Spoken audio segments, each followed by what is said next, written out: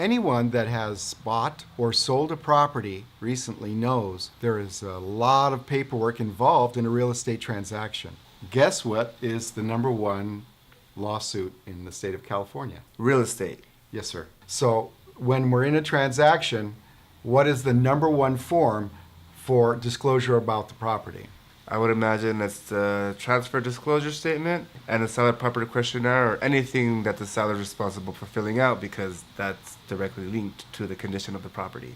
Does the agent fill out these forms for the buyer? I mean, if I was an agent, I wouldn't want to take the liability. I would want our sellers to fill out the paperwork. That's right. The answer is no. The agent doesn't fill out the transfer disclosure for the seller. The seller must fill out the transfer disclosure themselves.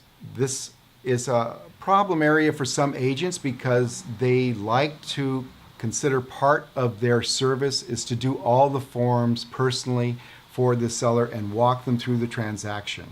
However, on the transfer disclosure statement, it is the seller's knowledge about the property, and therefore the seller is supposed to fill it out. Are there also non-material facts that the seller must disclose? Absolutely. So let's say someone died in the property that I'm selling. Right.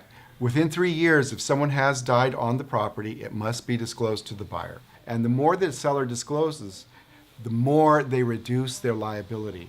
Because a property can be sold as is, as disclosed. What if I'm buying or selling a piece of property on behalf of my corporation? Is there a form to identify myself as the party that's able to sign? Yes, there is an RCSD. This form is a much newer form, and it's important because as an agent must identify who owns the property. There seems to be a lot of disclosure by the seller.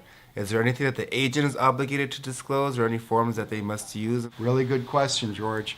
The liability is increasing, therefore the duty and responsibility of an agent is increasing. Now we have a 3-page form, AVID, Agent Visual Inspection of the Property.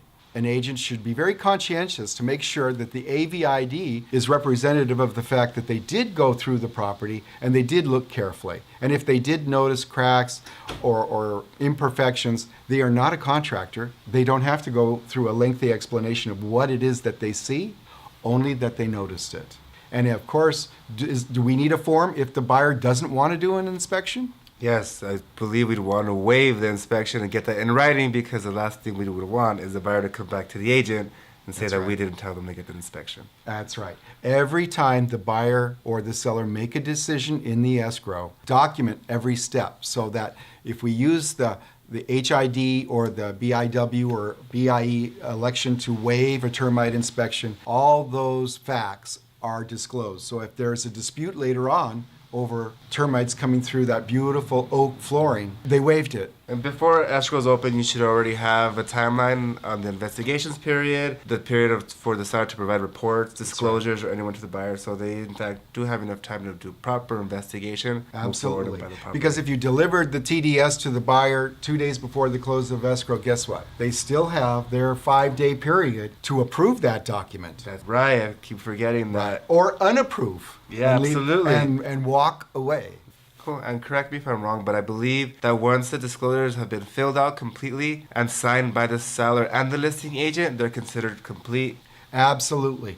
And if a seller decides to redo a TDS and go ahead and exchange something, realize that when they give the new TDS to the buyer, it starts the clock again. Wow. But it's better that they do make a full disclosure of something that they might have forgotten, or they learned themselves in escrow, or the agent can go back and add it to the AVID. Absolutely. It goes back to disclosure. I would imagine that if you notice a slow drain, you want to tell the potential buyer, because if he finds out later and then you tell him, oh yeah, I forgot to mention that, then it's going to be at your cost. Absolutely.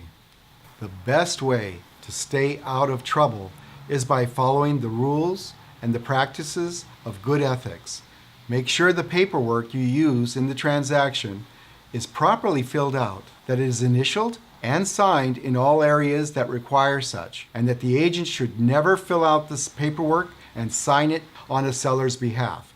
This is fraud, and then most likely could result in a lawsuit. I'm telling you this to keep you out of courts and to help you make a good decision on how to get the paperwork done in a timely manner. Well, thank you so much for watching. Be sure to catch our next segment, which will be focused on wire fraud. Yeah, that's it.